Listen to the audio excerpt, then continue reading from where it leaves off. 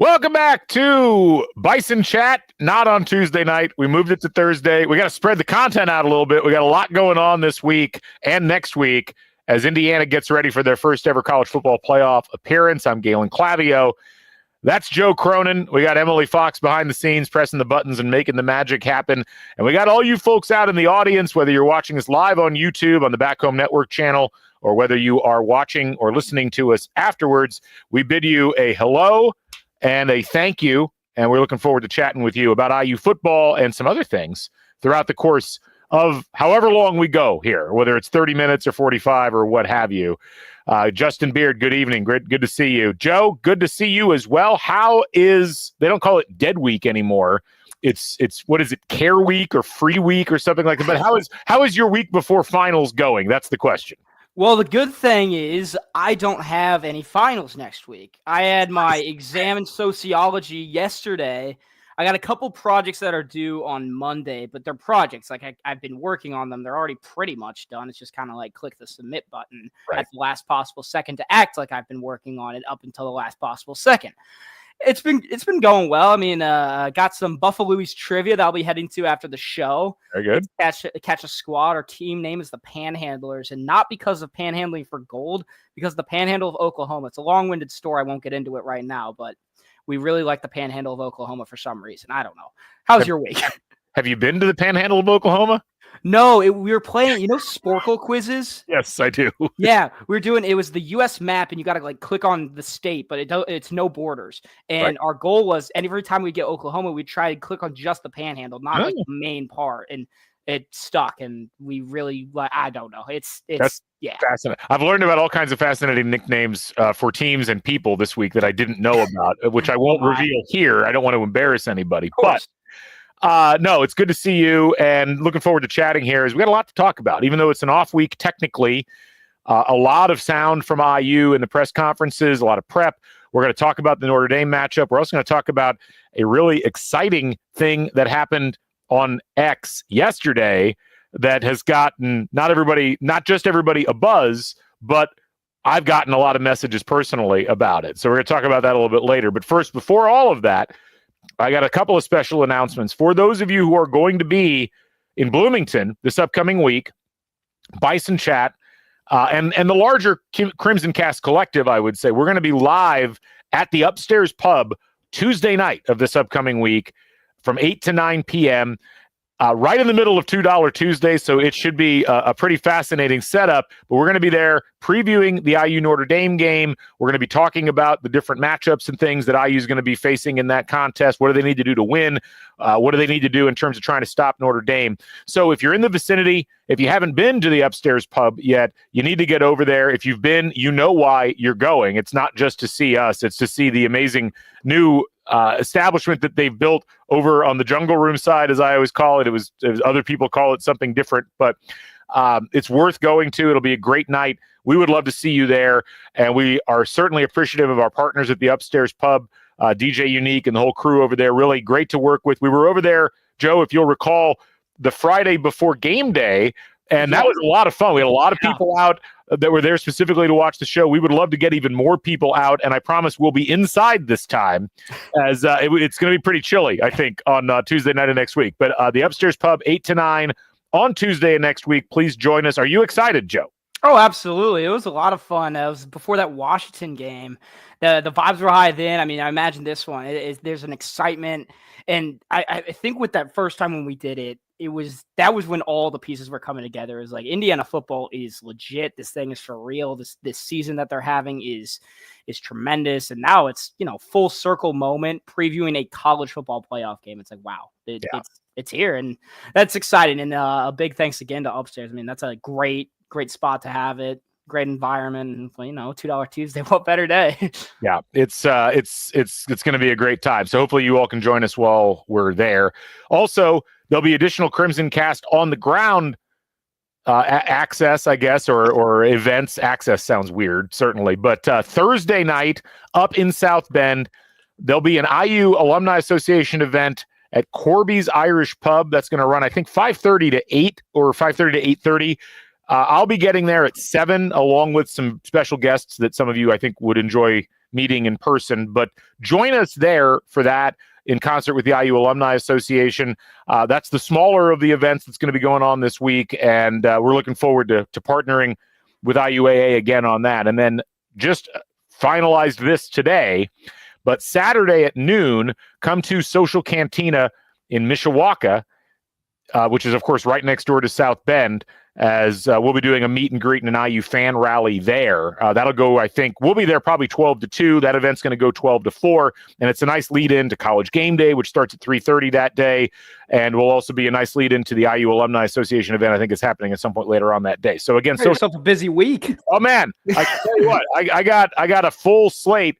I mean, we're in the college football playoff every year, so maybe I can back off a little bit. But, I felt like, I'm kidding. We needed to take advantage of the opportunity. So hopefully we see you at one of those events, if not all of them, folks.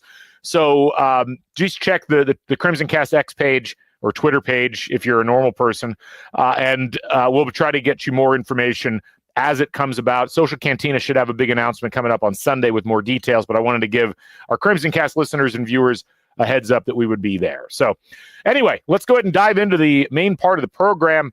This was an interesting week from a media availability perspective. A lot more media availability this week than normal, Joe, as we've heard from a bunch of different players. We've heard from Curt Cignetti. Before we get to the game, some news that I think is sad in one way, but is happy in another way. Indiana, it was announced over the weekend, is going to be losing the quarterback's coach on this team, Tino Sunseri, who's also the co-offensive coordinator, going to become the offensive coordinator at UCLA. He replaces Eric Bieniemy, who certainly struggled a bit this year over there. But a great opportunity for Tino Sunseri stepping into a full fat, a 100% offensive coordinator role. And I think it's important, Joe, to understand, Sunseri really highly regarded as a recruiter, as a guy who is a quarterback whisperer to some degree. But, also I sometimes see from people like, oh, this is a disaster for IU, whatever.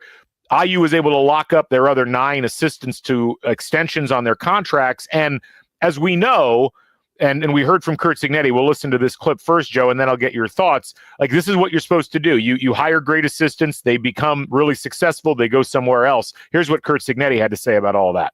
But, the philosophy has always been when you lose a coach, hire a better one. And we had a lot of players a year at quarterback before we hired Tino. So while he's done a great job, we won't miss a step. Certainly you can't knock the Curt Cignetti quarterback car wash experience, as they really have had a parade of overachieving quarterbacks given what they've done previously. But you got to look back at what Tino Sunseri did this year, specifically with Curtis Rourke, who was a good quarterback, but to achieve what Rourke achieved this year, Sunseri, you can see why he was a hot commodity on the coaching market. Absolutely. I mean, Rourke went from one of the better players in MAC play to one of the best quarterbacks in the country, probably top 7 in some regards. Whatever your ranking might be, I would say he's consistently within a top 7. And that's a high echelon of quarterbacks, especially one of the few that's in the college football playoffs. With Tino leaving, yes, while it's sad, while it's an important part of this staff, it's much better that he's getting a job as compared to a Bryant Haynes or a Mike Shanahan. Those are 2 very important guys, and the fact that they were locked in, I mean, all the way down to the strength coach, Derek Owings, locked in through up to the 2 main coordinators, that's huge. So it was bound to happen. There was going to be some type of coaching turnover within the assistants of this program because of the success they were having. And Cignetti, even before that, said he has a great relationship with Coach Tino and his family and stuff like that. And it's really a good opportunity. That's what you do when you're a young coach like that, is you work your way up. And now he has a great gig as the full-time offensive coordinator out in UCLA. I do want to add, though, the fall-off of Eric Bieniemy from offensive coordinator of a Super Bowl champion team to can't even scratch out a gig at the college level. That was kind of surprising to say that, just the way his tenure went from when he went over to the Commanders and then to the UCLA job. It's been tough sledding for him, to say the least. But with Coach Tino leaving, yes, it will be missed. I'm interested to see what's the next step, who's the next guy, and what's the effect? Because now the quarterback search, obviously the playoffs are about to happen, but the portal is also open at the same time, which that's a whole nother debacle, is whether or not the portal should be open while the playoffs are still happening, because that's something that Coach Cignetti has talked about a bunch, is he still has to double down on this recruiting process, the portal process, all while preparing for Indiana's biggest game in the history of Indiana football. Yeah, I mean, first of all, the Bieniemy thing. It turns out Patrick Mahomes is really good. That's probably the biggest piece of commentary I could give you there. Also, Andy Reid. It turns out really good at coaching football. But no, look, I mean, when you look at Sunseri and just a kind of a rising star in the profession right now, and just this is where Curt Cignetti and the staff, you're really fascinated to see what they do and how they decide to go. But frankly, the track record's there. And I think as Cignetti noted, like, you go hire a better assistant after you lose a good one. And that doesn't have to be a negative on Sunseri, because he clearly did a great job. But this is what good programs do. And you look across the entire spectrum of college football, this happens all the time. Indiana's not really used to it. Normally, if a coordinator's leaving, it's because they were fired.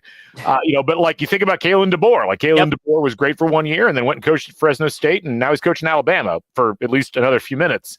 And it's one of those things where it's growth, it's a positive, and certainly there is a reality where you need to go out and hire someone. And I'm really fascinated where they go with this. Like, who do they decide to hire? Do they go? They're going to have the pick of the litter, because this is going to be a really attractive program with the NIL commitment and everything else to come and coach in, because you're going to have a chance to work with a really good quarterback every year while you're at IU.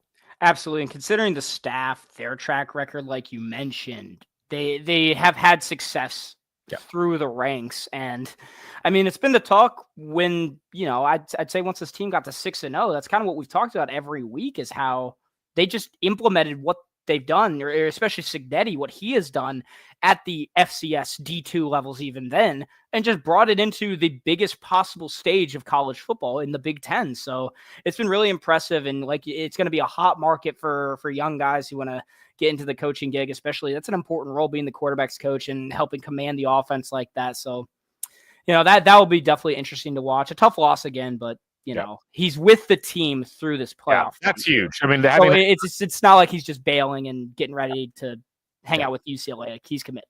He's committed. You know what he's committed to, Joe? He's committed to the main thing. Let's hear Curt Cignetti talking a little bit about how important the main thing actually is this week and next. Well, I'm not really concerned about rat poison right now. Keeping the main thing is the main thing. No one is satisfied. No one's satisfied. The players are hungry for more. The coaches are hungry for more. I don't think anything. Quote machine. And he is a joy as a quote machine. I don't think anything, though, Joe, gives me more joy than watching Emily Fox mouthing the words that Cignetti is saying and throwing little hand gestures in the background on our monitor. That was tremendous content. I wish the viewers could have seen that. You could tell she's watched it more than once and had some time to rehearse that, probably in the mirror.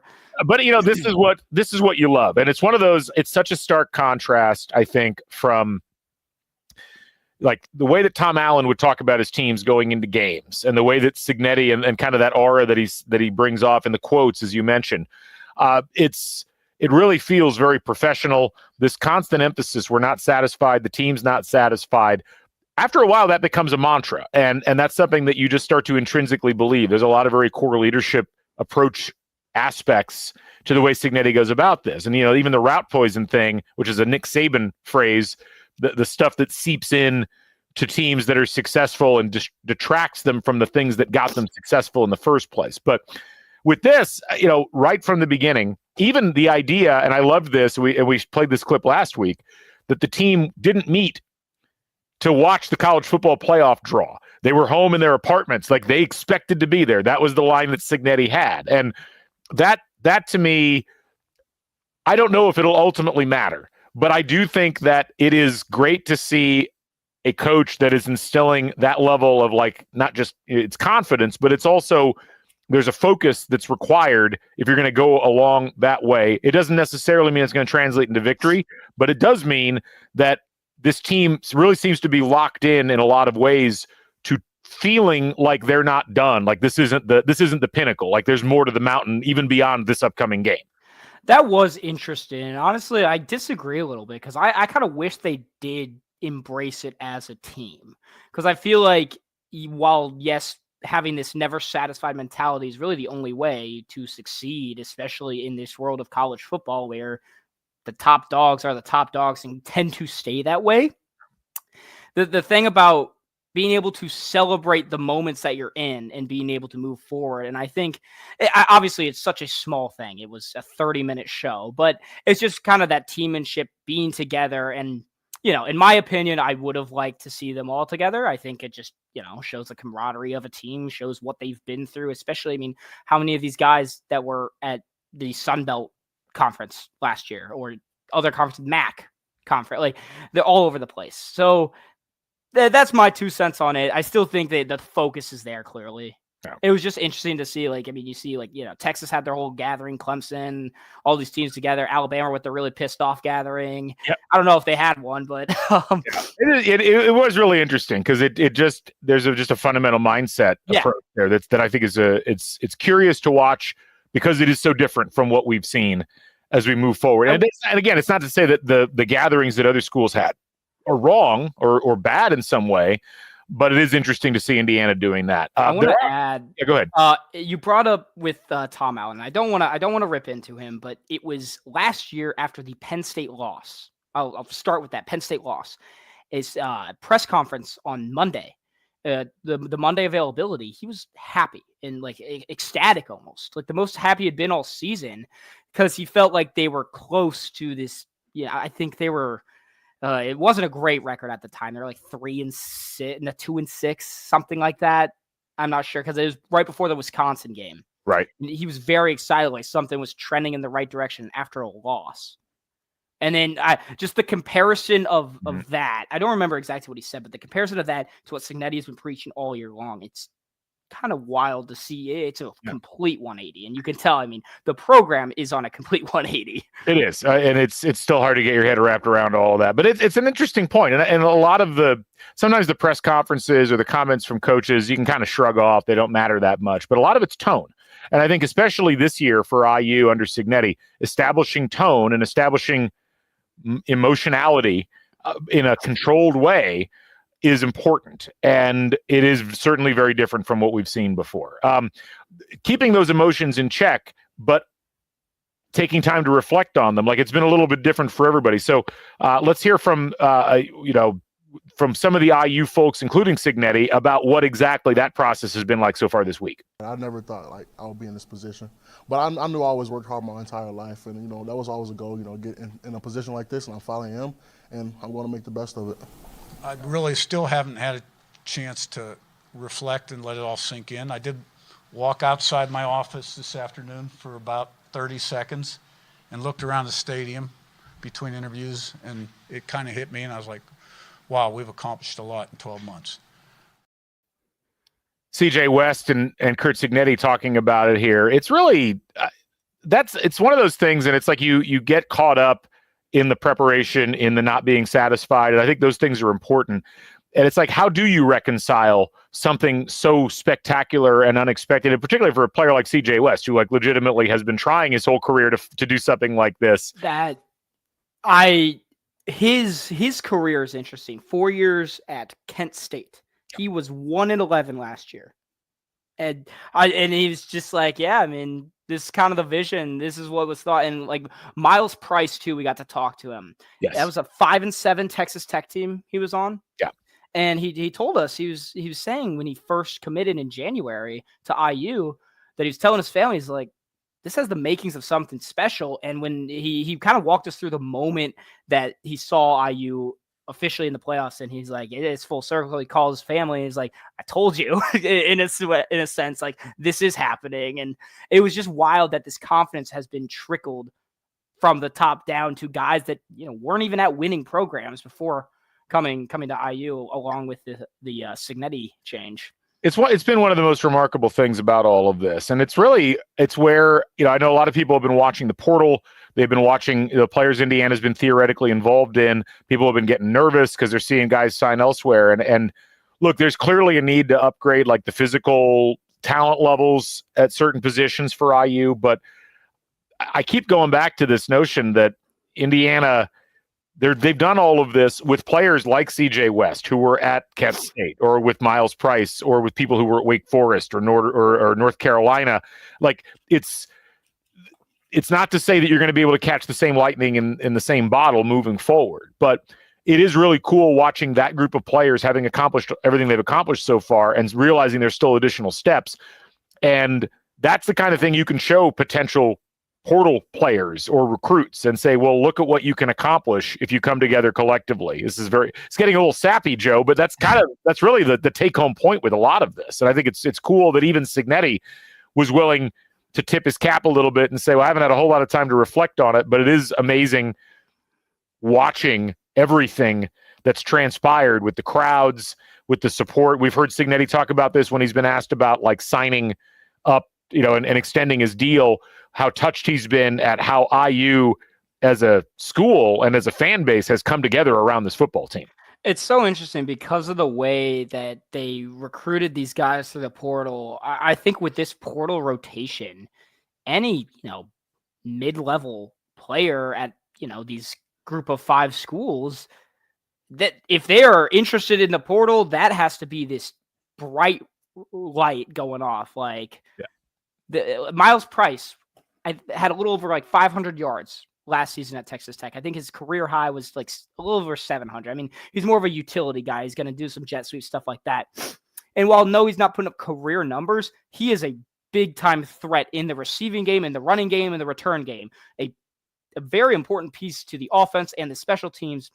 He was honorable mention for all Big Ten special teams this season, and also put together some great performances through the air, on the ground, was able to generate some great runs. So it's just moments like that. You see players like Miles Price, CJ West, all of the JMU guys really, and it has to be this sign, alert. I don't know what the correct word is to, if there's a hot destination for a player who's in the MAC, the Mountain West Conference, something like that, to join a new team, to take a step up, Indiana has to be one of the hotter markets because of the product that they're putting out with the players that they have. And it's going to be more important to make the right choices as a team with those types of players. I mean, as I'm sure everybody's seen, North Carolina just hired Bill Belichick. That is crazy. That deserves its own. They went from a 74-year-old coach to a 73-year-old. What are they doing? Yeah, I got a lot of questions. I get he's a brilliant football mind, but what? It's there's a lot of questions. It's fine. But my point is, they're also throwing a ton of NIL money into the mix, and you're seeing more and more schools making that decision, and realizing they have to. And so this is where it's like you have to have the resources, but it's also how smart are you with the allocation of those resources. And that has been, I think, the most impressive thing about what Indiana did. And there was a report, I don't know if anybody saw this, but there was a company that did a report or an analysis of the NIL money that the various collectives had raised across college sports. And I think this was Adam Brenneman that tweeted this. And, you look at the public universities, which is really the only place you can get the info. And it looks like, it's the normal group of teams at the top. Texas with 22 million, Ohio State with 20, LSU with 20, Georgia with 18, Texas A&M, Michigan, Alabama, Florida, Clemson, Oklahoma, Penn State, Indiana, Joe, Indiana next, and then Michigan State. Like Indiana ahead of Wisconsin, Indiana ahead of several other schools in that mix. Florida State, they're ahead of Florida State. That to me is, it's like you're playing with the big boys at this point. Yeah, and I think that's a really fascinating thing. But it really is, how smart are you with the process of the money that you've got, how you apply it, who you choose to bring on your team, and those sort of things. I mean, I think we'll have a lot of discourse with next season once this one eventually wraps up, but it's hard not to think about like the what if scenario because of all of the JMU guys and the Curtis Rourkes that will have to graduate, move on, and especially with the offensive line, some of those key pieces that are graduating and possibly getting drafted, stuff like that. So with the portal and stuff and allocating the proper amount of money, I will say, I think IU is more susceptible to not hand some 5-star transfer $5 million. They would rather go get 4 guys for that amount of money. That seems like the path that I think Cignetti would rather it because I think he sees the value in it better. And I mean, this coaching staff is great. I tip of the cap to up and down the staff. They are doing a tremendous job. It's one of the best coaching staffs in the country, and they're proving it. Yeah. And if the proof isn't in the pudding, I don't know what is in the pudding. Bananas? Well, I don't know. I never want to think about what goes into pudding, quite frankly. But, what I do want to think about is the game, the upcoming game. So let's pivot, talk about that a little bit. Indiana, Notre Dame. And, this is a really fascinating game in a lot of ways. And it's a game that has intrigued pundits, not everybody. A lot of people are just, they're going with the betting lines. They're like, Notre Dame's going to win.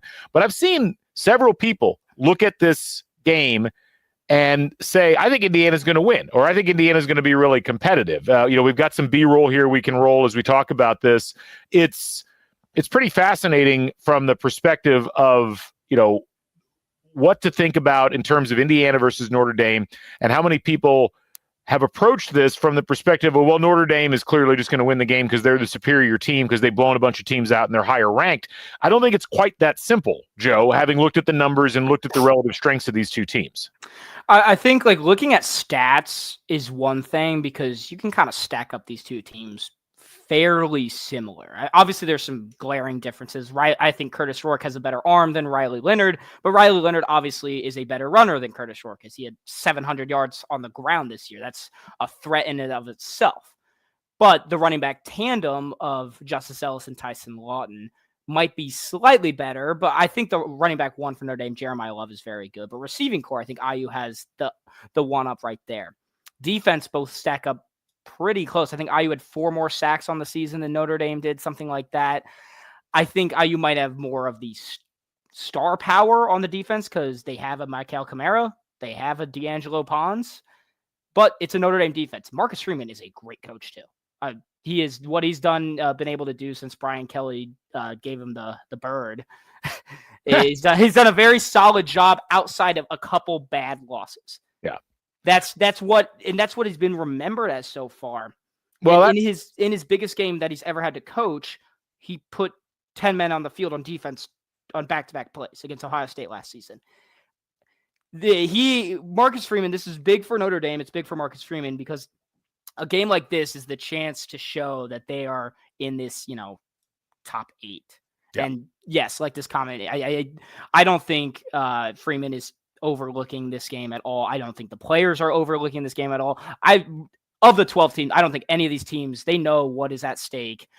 Penn State might be just because of all the outside noise saying that they have an easy path, but I think it's gonna be a good game. I will say it's gonna be low scoring because throwing the ball is gonna be tough. It's gonna be 20 degrees and snowy. Well, we'll go back to the weather forecast in a minute. I don't know if I agree with your analysis there, Joe, but hey, reasonable minds can. Well, also Notre Dame is a run-heavy team. They had the 10th best rushing offense by the numbers. But they also score a ton of points through that. And Indiana has scored a ton of points too. And that's where it's going to be interesting. We'll get to the statistical breakdown in a minute. I screwed up. I just want to note to the audience, I, as the host, did not do my job and listen to my producer. We don't have B-roll of Indiana Notre Dame, but we do have sound with highlights. So let's go ahead and go to that highlight now as we hear some talk about Notre Dame and Indiana. I saw enough of them against Purdue to know that they're an excellent football team, and when you look at their scores, they haven't played in very many close games. They're a physical team. They do a lot of stunts with their D linemen in the front, so we just got to, prepare for that. Our O-line has to prepare for that, as well as us too, during pass protection. But yeah, they're a physical team, and they've always been a physical team. We've seen a lot of pocket passers. We've seen those mobile guys as well. So it's just kind of taking into account. We got to be ready for option plays. Design quarterback run, just stuff like that, just making sure we're not, falling asleep if he pulls the ball. I think it's a great game for the state in general, for Indiana and Notre Dame to be playing in the college football playoff. I think the series began in 1898, and Notre Dame has pretty much had the upper hand. I don't know the series records. But regardless of who we play, this is the playoffs. You win or go home, and we're in it to win it.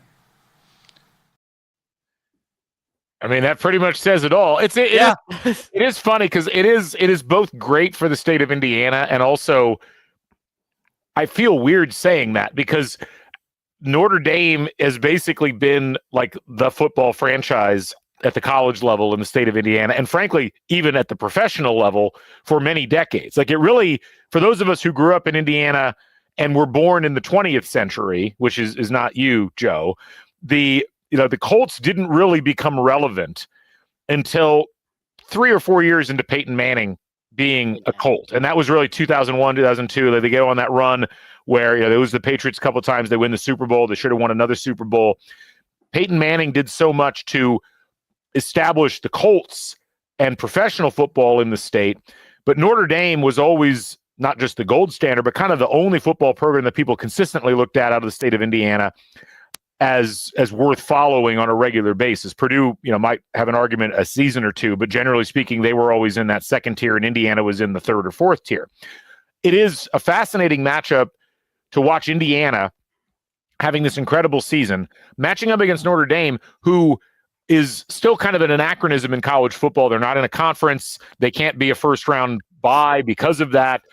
They've had, by Notre Dame standards, a really good year, and they have not been at the top of what they were in the 50s, 60s, 70s, 80s, like that period. But they went to a national title game. They lost to Alabama by a huge margin. It was about a decade ago. 2013. Yeah. So the final. It was the last BCS championship. That's right. Yeah. But it is cool watching these two programs, which have really not had much history. I mean, one of the clips there was Indiana playing at Notre Dame in 1991. I remember watching that game with my dad, on television. We were all excited because Indiana never played Notre Dame, and then we didn't play again until now. Like, this will be the next game in that series. They are going to be playing a series starting in 2030. That will be fun to see. But, for Indiana, it's almost like, they've been invited to a party that Notre Dame's been to every year, or, at least has been invited to every year, and Indiana's never been invited. That, to me, is probably the coolest non-football aspect of all of this. Is just like it is kind of new money versus very old money in a game that has never really been played before, and the spotlight is on it with College Game Day there. That is a cool dynamic to see. I'm really proud of the scheduling making this the first game. I think it is perfect having it because it is the only in-state battle in the playoffs. There are only two states that have two schools, with Texas and Indiana, of course. So the story is there from having an in-state battle, the state championship as it's called, which is kind of hilarious. But it'll be a lot of fun. I mean, this is two very good teams, and with Notre Dame, just so much history through them. Touchdown Jesus in the background. No, I don't know who made it. Someone on X made the touchdown Jesus doing the IU logo, or the IU whatever it is, the hand gestures, which is kind of funny. I don't know. This is going to be a fun one. Again, I think it'll be low scoring. That is my prediction. I think this weather is going to be a big impact. It's so much pressure too. Yeah, I think with Notre Dame, they do have a lot of pressure because of kind of what I talked about earlier. Is Marcus Freeman and Notre Dame have been trying to put themselves back into that kind of. They have been good, but right. they've made the playoffs. I think this is their third time now in the format. Might be fourth. I don't have my math totally correct, but they've gotten whooped. Yeah, well, and that's always been the interesting thing with Notre Dame, is that they have tended to struggle when they've gotten to these opportunities. Now, they're normally playing, SEC teams or teams with like a tremendous amount of talent. Indiana won't be that type of a challenge, but where Indiana does bring a really interesting challenge to Notre Dame is how efficient Indiana has been when they've been at their best. Yes. And on offense, combined with the fact that Indiana has a legitimately very good defense, like one of the top defenses in the country against the run and against the pass.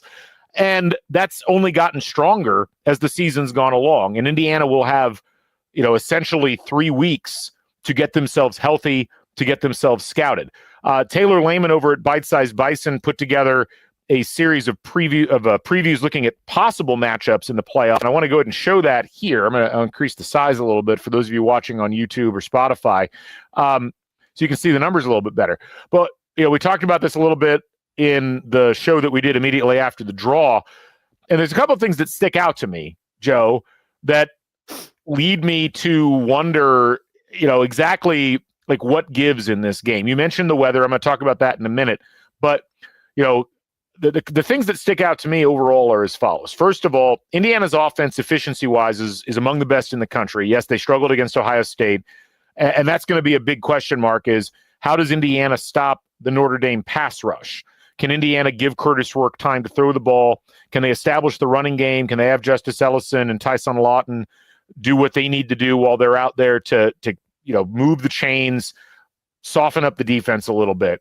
And how does Notre Dame decide that they're going to attack Indiana? Surely, and this is where it's like game theory to some degree, surely they looked at what Ohio State did and they're like, ooh, we'll do that. But they're also like, well, Indiana knows we're going to try to do that, so we do something else maybe.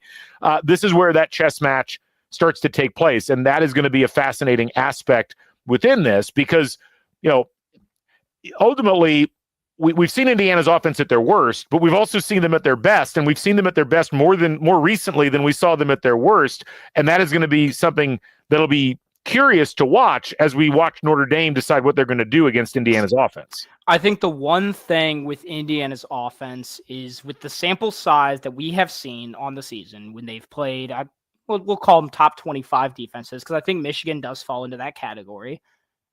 They put up 20 points and 15 points.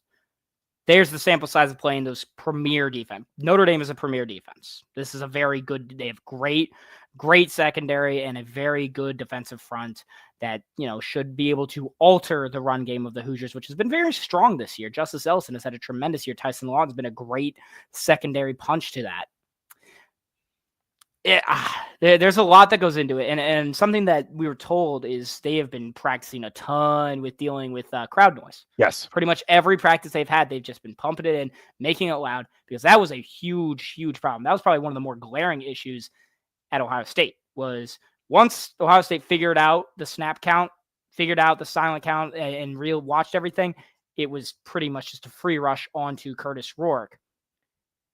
Yeah. And if they are able to adjust and have something a little more efficient, then I think they'll be able to be more successful in the pass game, that's going to be big, is who can throw the ball.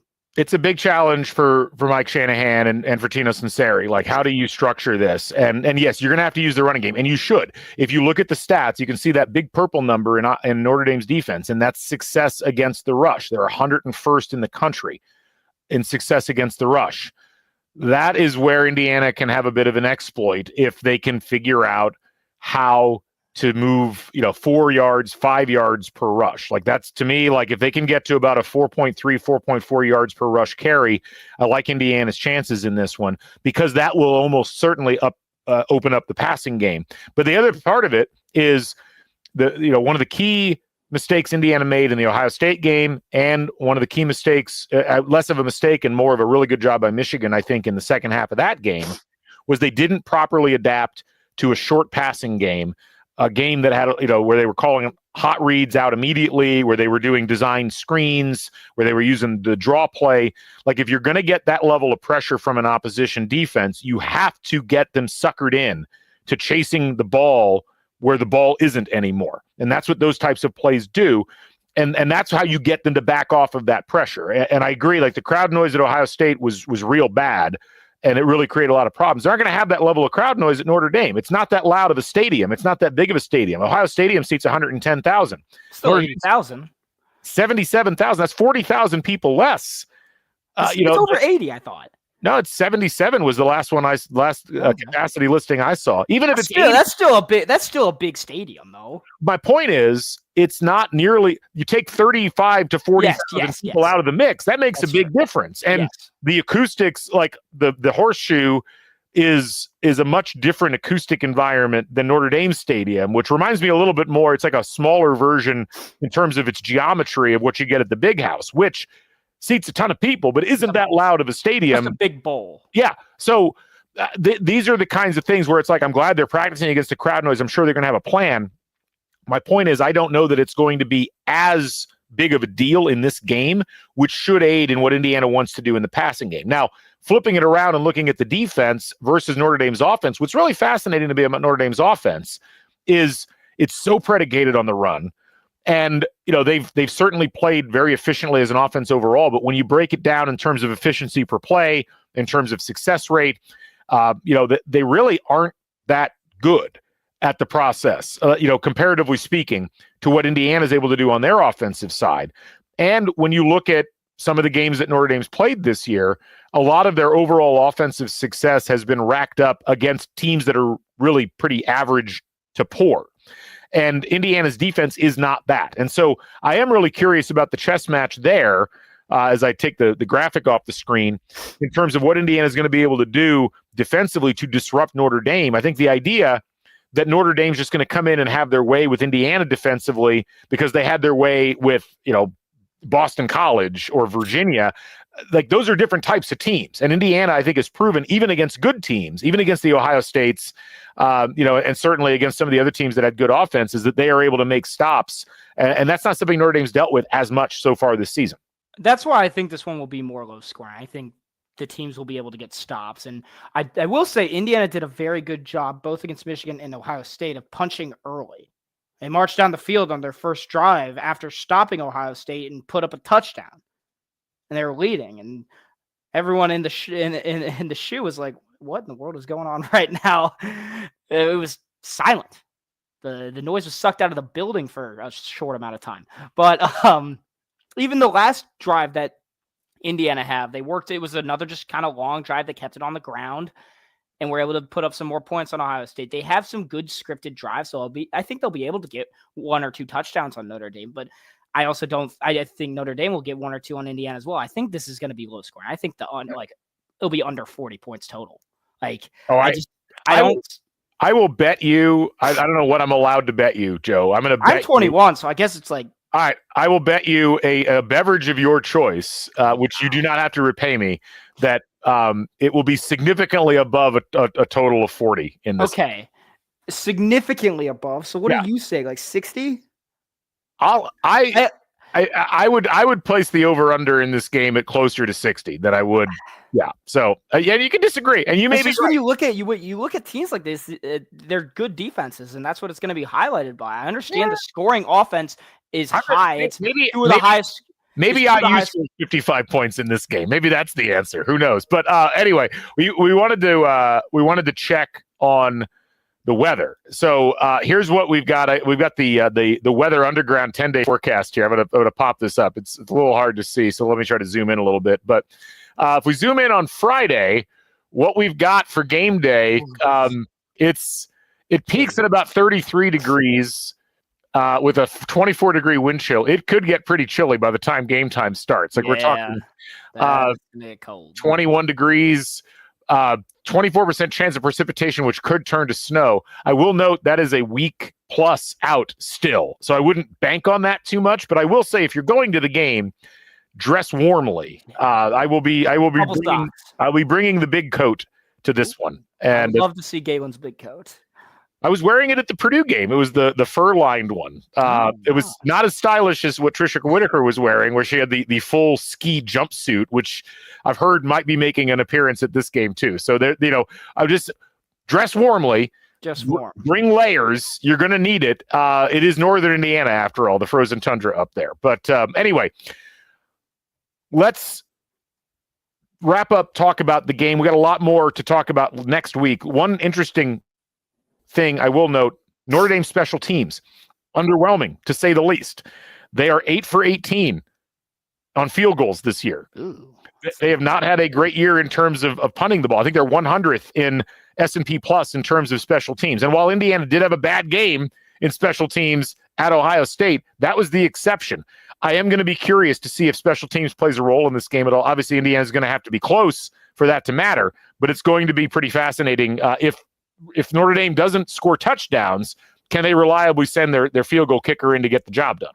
Well, I love that you bring that up. This is kind of that third level of the game and what could be the most important part of the game. I mean, I'd say the reason that Ohio State Indiana game got so out of hand was because of the special teams. Yeah. The sequence of the dropped snap on the punt and then the Caleb Downs punt return. there it is right there in your face that this game is no longer within reach. There could be a moment like that. I don't know if it'll be a block. I mean, D'Angelo Pons does have a block punt on the season. There is the capability of that. And then, if they're in the 40 to 50 yard field goal range, like that's where the misses could happen. I mean, maybe even if inside of 40 yards. Mm-hmm. I understand college kickers are college kickers and are a little inconsistent at times. Notre Dame has 2 kickers. One of them is 6 for 12 on the season, and he has a long of 45. The other one, who's kicked the other 2 field goals, his long is 18 yards on the season. I'll also note that Notre Dame's punter, James Rendell, averaging 41.95 yards per punt, which is about 2.5 yards less than James Evans has averaged over the course of the season. So maybe not as big of a distinction. Yeah. But field goals are going to be interesting. So let's keep an eye on that. Field goals will be interesting. The thing with IU too is they haven't. Nicholas Radicic had a great year. I think his one miss was Purdue, and it was freezing. So the ball probably felt like a rock to kick. He also hasn't really taken a long field goal this season. Right. Yeah, his Radicic's long on the year. I got to find it. I don't actually see where it is here, but it's going to be, the whole thing's going to be fascinating. Yeah, it'll be fun. This is going to be a fun game. I mean, you can look up and down the stats, and that's what's so fun about football is sometimes stats just go out the window and chaos happens. And I think this could be a game that a little bit of shenanigans take place because it's cold, because it's these two. I understand it's not a rivalry, but I think it could be the making of a rivalry because of any of the first round games, this has the highest tension.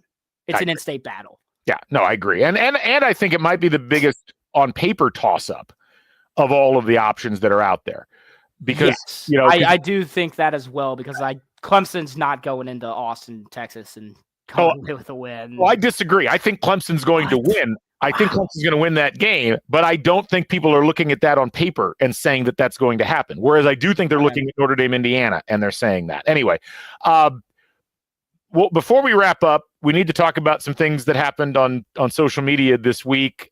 Emily, would you like to call the graphic up, please? There we go. We got schedule release. A schedule release, but this is what caught everybody's eye. T. McCann over in the Cuban Center in the graphics department for IU, knocking it out here as Indiana. Joe, I don't know about you. You're the expert in media here. I'm just the host, but it looks like Indiana may have soft launched the Bison on the schedule release. Joe's got it. Let's get Joe back up on screen. Can we get a spotlight?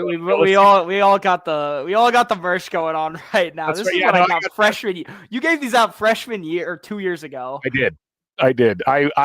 My whole idea was I was operating as a servant of a benefactor who has a very vested interest in bringing the Bison back. We haven't heard anything official, but you can't ignore the imagery there. I had so many people, and I was touched by it. Honestly, I think outside you take some credit with it. Well, here's the thing. This year has been so weird for me as a podcast host because I've been podcasting about IU football since 2009. Yeah, and a lot of people didn't listen, understandably, because people weren't that interested. The success of IU, all the credit goes to Kurt Signetti and his staff and the players and the folks that work in the athletic department, all the people that do the actual work to make it happen. I have been touched and kind of I feel awkward sometimes because the number of people who reach out and say, I am so happy for you, Galen, that IU football is doing well. Like my brand has been tied to the IU football brand, which would normally be not an ideal thing. But man, it's been amazing this year. But if my brand has been tied to IU football, my brand has also been tied to the Bison since we obviously we're on Bison Chat now. That was an intentional choice to name the show that. I've been a believer in the Bison thing for a long time. And obviously no official announcement from IU Athletics, but the fact that they put that imagery in the schedule release, and especially for those road games, that is really cool to see. I was really pleased, not just with the number of people who were like, are you going to do an emergency episode? I'm not going to do one until we get an official announcement about what this is going to look like, if indeed it happens. But it is really heartening that so many people were excited about the Bison potentially being part of the IU branding. Joe, I mean, what's your perspective? I mean, obviously you're wearing the shirt. I'm assuming you're in favor, but what did you think when you saw that? I mean, you get a little excited. You're like, oh, there might be a mascot. Like that's just fun. And I think it just buys more into the culture that's been instilled within athletics. Yep. This is a mascot that can run around and hang out at Bill Armstrong Stadium for the soccer games for a little 500 that can, run around the court at Assembly Hall, go crazy. Like, it's a full-time gig right there. That's like, sign me up, I guess. Put me in a Bison costume, let me run around. If there was like an audition, if there's an audition process, like, can I get my name in the hat? Is that possible? But no, I think it's exciting because, like, I mean, you see with the kind of the soft launch, the Oregon IU game, the Bison that's standing outside of Autzen Stadium. It's like, can we get a Puddles and Bison like fight in Eugene, Oregon? Because Puddles is my favorite mascot. I love Puddles. Puddles is unassailable, and I think if you polled college football fans about who their favorite mascot was, I'm assuming Puddles would win. Like, who would be close to Puddles at this point? I think the BYU Cougar is nuts. He does like some crazy things. Like, he got like launched from half court, did a dunk, had that dance video. The BYU Cougar is up there with just kind of chaos and having a lot of fun. I mean, big fan of old Bevo, the just giant longhorn. Yeah. That's an underrated. I'm so upset that the SEC didn't let Texas bring a 2,000-pound cow. And yet the ACC allowed SMU to bring their pony with them, which Well, okay, the pony's not as. That's a cow. I did like Donald Meyer's comment here. The Army ROTC program is called the Bison Battalion and has the Bison on their unit patch. A lot of history with the Bison on and off the field. And I do get the occasional question like, why the Bison? And it's like, well, Bison. This used to be Bison territory, like actual Bison. They had a territory that stretched almost over the entire United States. They were senselessly and thoughtlessly killed in huge numbers. It permanently altered not just the central United States, but also the climate of the central United States. And in many cases, it's thought that it was led to the Dust Bowl. They have reintroduced bison into the wild here in Indiana slowly. It's a cool animal, first and foremost. And hold on a second. This is fascinating. Tanis saying, my high school, Benton Central, were the Bison. Tanis, I didn't know you went to Benton Central. I grew up 20 minutes down the road. I went to Harrison, and I've been to Benton Central many times for basketball games and whatnot because it was right up the road from where I live. But yes, the Benton Central Bison, absolutely remember them. It is a neat. If you look at the state seal of Indiana, there's a bison on the state seal. There's a ton of good reasons for this to happen, and hopefully we get an official announcement at some point from IU Athletics and from IU in general that this is happening. The Back Home Network, when we launched it, we chose a bison as the logo. So we would love to have the entire branding kind of happen within the mix. It's just a cool thing, Joe. And our sponsors, Home Field Apparel, if you'd like some bison apparel, they've got tons of it, including what I'm wearing right now. So go over to Home Field and check that out. I'm sure that you would appreciate being able to wear some of that because there are not a lot of other shirts like what Joe has there. Those are kind of a limited run. I like the sunglasses. That's cool. I think if this mascot should have some drip, have some aura. I agree. Too. I think some drip is important in any walk of life, unquestionably. So anyway, Joe, we'll go ahead and wrap things up here on Bison Chat today. Any final thoughts from you before we do so? Not really. I mean, it's dead week, off week, whatever you want to call it, care week here at IU. And I guess the madness really starts next week. There are 8 players talking on Tuesday because that is, I think, a requirement by the college football playoff to have at least 8 players be available to the media. So that'll be a lot of fun to hear a bunch of verbatim answers for an hour. But these are it's always good to talk to the players. They're fun and kind of pick their brains. But that's when it starts, though. I mean, it's the countdown. The countdown, I guess, starts now, but the countdown begins, and tomorrow is officially a week away. Which wild. I know it's wild to think about. We will be participating as much as we can here on Crimson Cast to bring you content throughout the course of that countdown. We'll of course have Taylor Lehman back on to provide his always insightful breakdown and preview of the matchup. We'll go really in depth with Taylor on that. We're going to have some special guests coming back throughout the course of the week. We'll be at those live shows That's going to be a lot of fun. So hopefully you all can stop by Upstairs Pub Tuesday.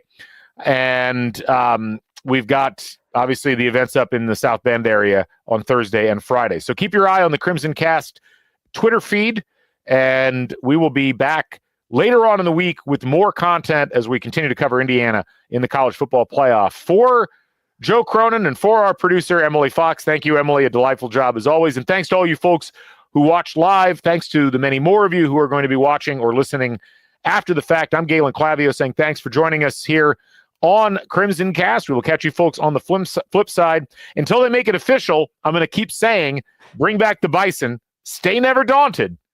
So long, everybody.